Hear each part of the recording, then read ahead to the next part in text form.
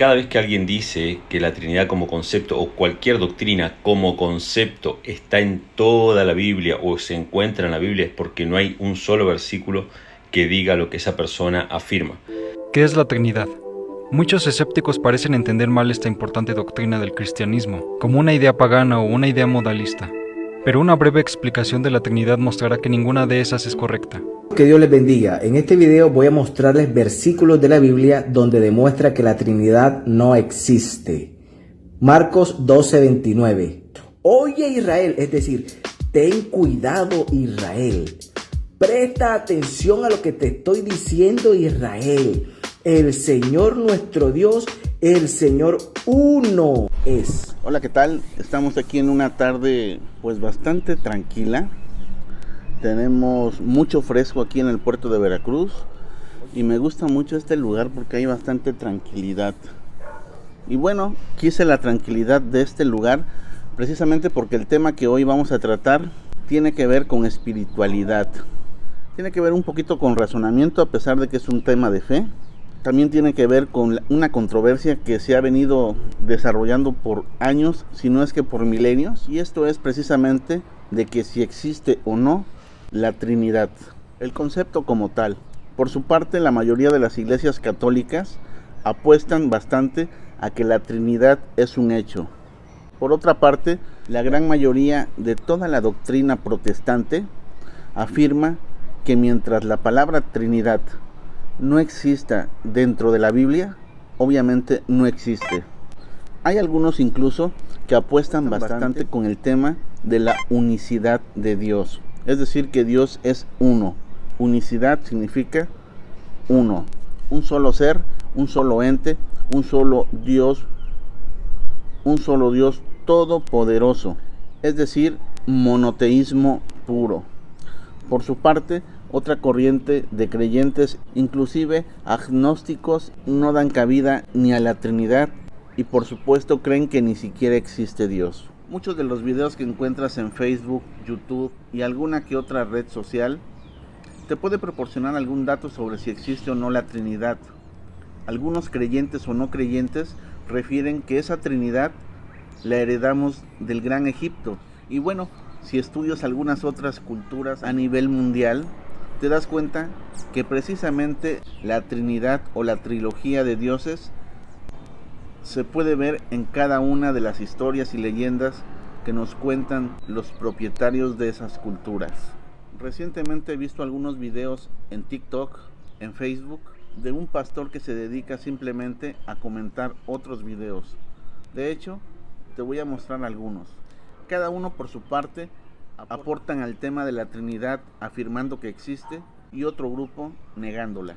Al final, tú tienes la respuesta correcta. Siempre debes apuntar a lo que te dice la fe, el corazón, pero sobre todo lo que te dice el razonamiento lógico, el razonamiento filosófico, porque esto no lo vamos a dirimir de una manera materialista. Se dirime solamente en un terreno espiritual y filosófico. La gran mayoría de estos videos inclusive hace gala de la burla hacia los creyentes en la Trinidad y se refieren a varios capítulos y versículos de la Biblia, tanto del Antiguo como del Nuevo Testamento, donde Dios y Jesús afirman ser uno. Por otro lado, al no haber en la Biblia la palabra Trinidad como tal, la desechan de plano. Y en este video te voy a dar herramientas, textos bíblicos y razonamiento simbólico y numerológico del por qué sí debemos creer que existe una Trinidad. De entrada, la razón numerológica, y obviamente ligada fielmente a la cuestión simbólica, sí nos aporta muchos datos de la existencia de una Trinidad. Y si no lo quieres ver tal cual como Trinidad, sí nos aporta la existencia de un trinomio, de una trilogía que existen las deidades que emanan de la Biblia. Punto número 1. La Biblia está plagada de números y símbolos. Esos números y símbolos son llaves y puertas hacia el conocimiento, hacia la espiritualidad y hacia la comunicación fiel y directa con el Creador. Va a ser muy fácil que identifiques dentro de esos símbolos y números el triángulo, por ejemplo, el número 3, que en realidad significan una sola cosa. 3, Trinidad, trilogía, trinomio. El triángulo es el símbolo del 3, así como el cuadrado será el símbolo del 4. Cada uno tiene un significado diferente y aplicado a ciertas materias. Un ejemplo bien claro lo es el 4. El 4 significa lo que pertenece a la humanidad. Cuando encuentras el cuadrado o el número 4 en la Biblia, seguramente lo tienes referenciado en letras, en coordenadas, norte, sur, este y oeste. En el libro de Enoc es muy común que este enuncie de los 4 confines de la tierra, es decir, de los 4 puntos cardinales. La palabra INRI, que está escrita en la cabecera de la cruz, precisamente representa el número 4. Y así como te digo que el número 4 es lo que le pertenece a la humanidad o al hombre, precisamente en ese momento nos es dada la cruz, símbolo de salvación universal. Y así como ese vas a encontrar otros números, el 6 que significa imperfección, el 7 que significa perfección. Pero ¿qué significa el 3? El 3 hace referencia a lo que le pertenece al Dios. De hecho, es el número de Dios y lo vas a tener representado en muchos pasajes de la Biblia. Uno y que te pongo aquí son los 3 días de la resurrección de Jesús. Otro son los 3 regalos que le hicieron a Jesús: oro, incienso, mirra. Ahora, que tú no lo creas y que no lo quieras ver no significa que no exista. La Trinidad está presente precisamente en esos pequeños símbolos. Y si nos vamos a términos teológicos, te voy a enunciar algunos pasajes donde se afirma fielmente la presencia de 3 seres, de 3 entes, mismos que conforman la Trinidad. Míralo como una asociación, donde hay un director y hay 2 socios, mismos que trabajan en conjunto por un fin común. Este fin común es la salvación. ¿Pero de qué nos salvan? Claramente de conseguir la verdad y alejarnos de esta gran mentira. Todo lo que nos rodea es mentira. Inclusive las mismas escrituras interpretadas llanamente y literalmente son una mentira. Pero aquel que nos ama nos entregó de manera oculta, de manera simbólica, que en mis videos y en algunas otras comunicaciones yo te revelo. Algunos te cuestionan: oye, no eres teórico, no eres teólogo, no eres sacerdote, no eres pastor. Pero en realidad, todo ser está autorizado para hablar e interpretar a Dios, para sentirlo. Nadie está exento de eso. Que algunos son ciegos de ello es otra cosa, pero si tienes ojos abiertos debes de ejercerlo. Algunos otros te dicen: es que debes de tener posgrado, debes de tener conocimiento en teología judía, en la vida propia y cultura judía. No es cierto. Son situaciones que ellos te comentan precisamente para obligarte a no interpretar. Es muy cierto que debes de tener ciertas lecturas, ciertos parámetros. Obviamente conocer la cultura que se vivía en esos tiempos, que no es la misma que se vive hoy en día en Jerusalén, por ejemplo. Pero nada es imposible. Es más, conozco gente que sin ningún estudio, primero o segundo de primaria, logran interpretar igual o mejor que cualquier teórico o teólogo de nuestros tiempos.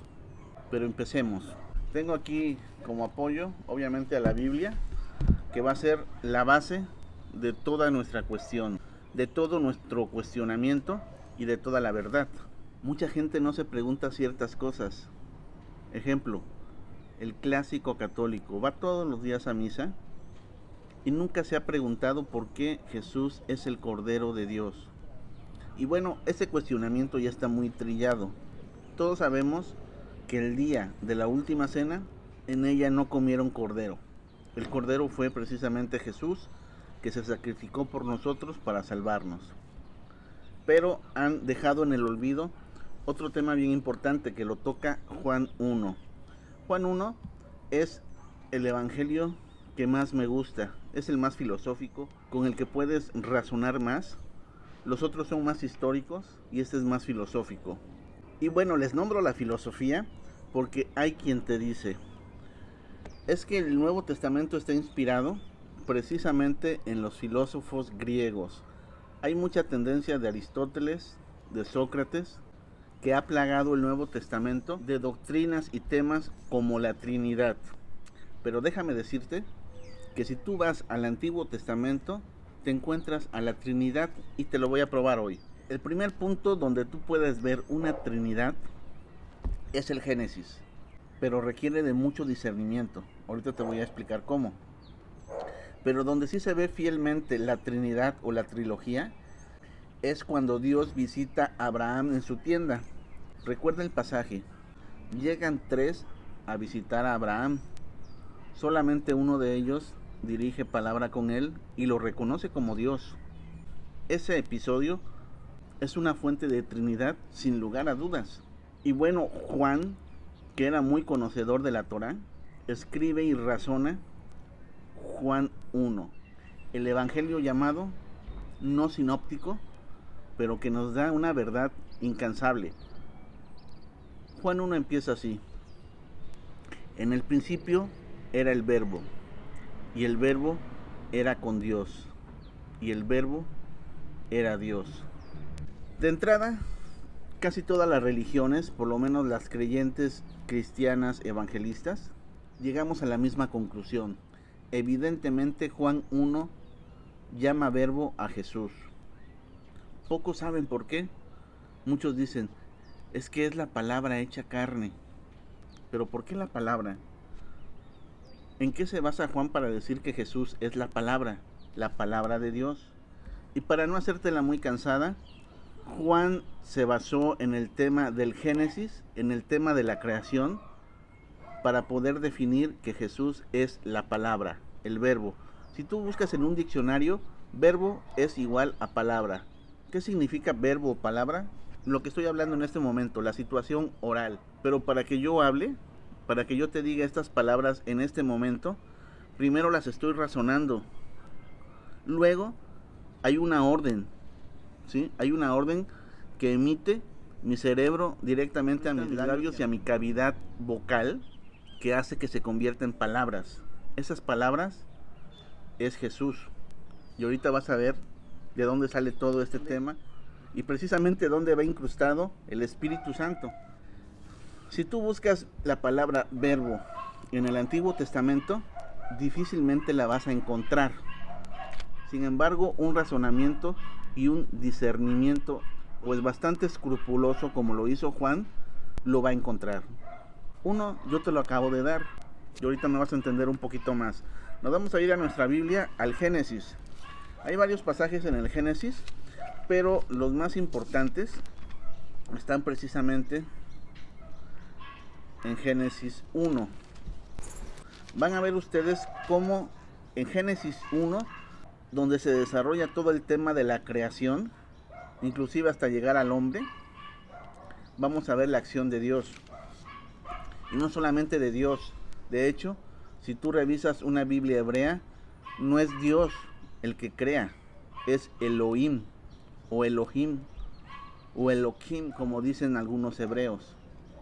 ¿Qué significa Elohim? Elohim significa dioses. Por eso dice, hagamos al hombre. O sea, no lo hace uno, lo hace un conjunto de dioses, que tú lo puedes resumir en Trinidad. Pero ¿de dónde vamos a sacar que 3 hicieron al hombre? Y bueno, hay muchos cuestionamientos y muchos temas judíos que deberías de leer. Uno que me gusta bastante es ¿por qué Jehová no creó al hombre y lo hizo Elohim o Elohim? Como gustes llamarlo, es lo mismo. Yo le digo Elohim. La respuesta es fácil. Lo hizo un conjunto de dioses y esos dioses son 3. Ahorita te lo demuestro. Dice, en el principio creó Dios los cielos y la tierra. Habla de un Dios, un ente general, que los que aborrecen la Trinidad pudieran decir es Dios. Incluso le dan un nombre. Pudiéramos decir que es Dios Padre. Lo que llamamos Dios Padre los católicos. Porque posteriormente se comenta algo bien importante.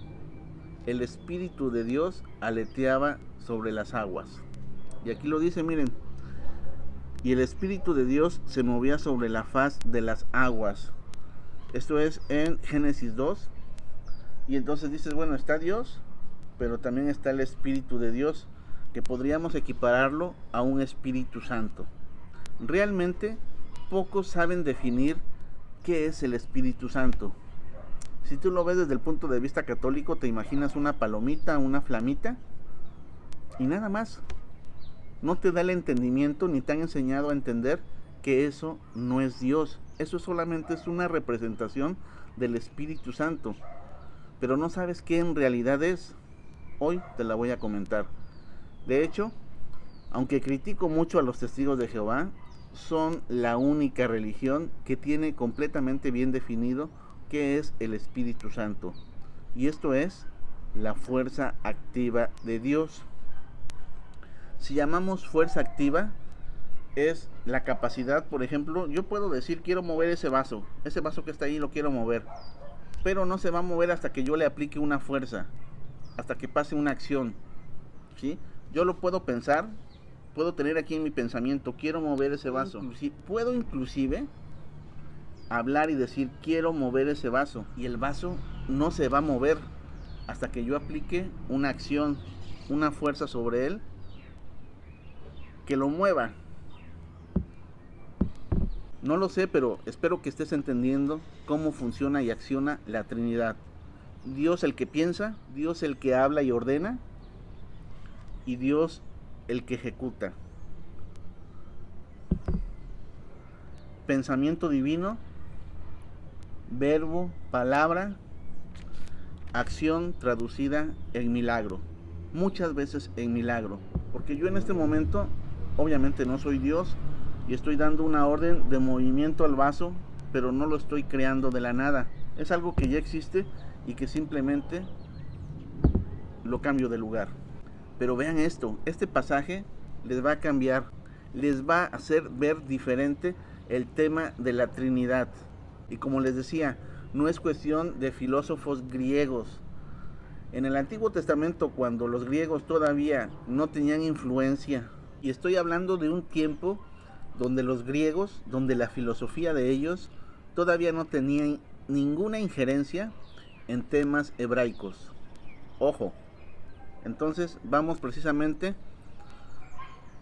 curiosamente, Génesis 3 empieza a divulgarnos el tema de la Trinidad. Leamos. Y dijo Dios, hágase la luz, y la luz se hizo. En algunos pasajes, otras Biblias, otros contextos dice, y dijo Dios, sea la luz, y fue la luz. Es prácticamente en términos lo mismo.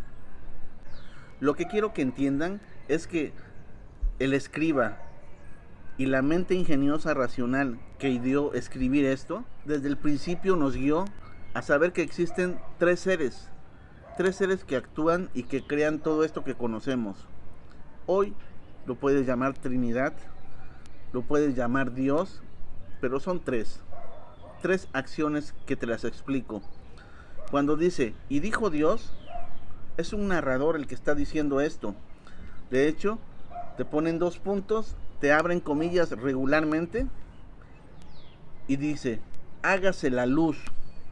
Ese es otro momento, ahorita les explico por qué. Y después dice, coma, y la luz se hizo. Estos 3 momentos son lo que yo les expliqué. Dios el que piensa, Dios el que habla y Dios el que acciona. ¿Por qué? Porque dice, y dijo Dios. El que piensa, obviamente les decía yo, aquí en China y sobre todo en el universo, las leyes de la física y de la espiritualidad son iguales y actúan de la misma manera. Para poder hablar, primero tienes que pensarlo, y ese que piensa es Dios. Es lo que conocemos como Dios Padre, Abba, así como lo comentaba Jesús. No le vamos a poner un nombre porque ustedes ya van a ver en otros videos que tengo que ese nombre y ese ser que se ha hecho pasar por Dios no es Dios. Le vamos a llamar Dios Padre, Abba. Ese Dios Padre es el que piensa, el que razona, el que idea, es el que diseña, el que habla y da la orden, es decir, el que lo traduce en palabras, es Jesús. Jesús actuando en sea la luz.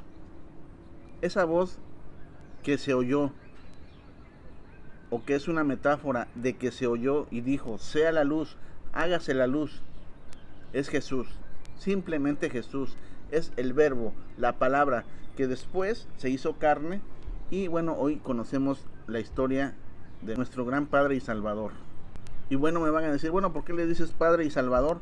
Porque son uno al final, es una Trinidad y son uno. Es lo que no entienden los otros pastores y los otros creyentes. Son uno y a la vez son tres. Actúan de tres maneras para hacer un solo fin: ser Dios.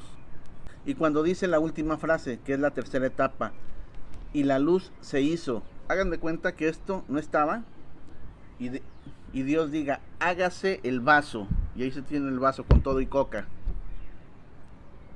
Pero es algo que no existía. Entonces, algo que no existe y Dios dice, hágase y póngase ahí, yo lo llamo milagro.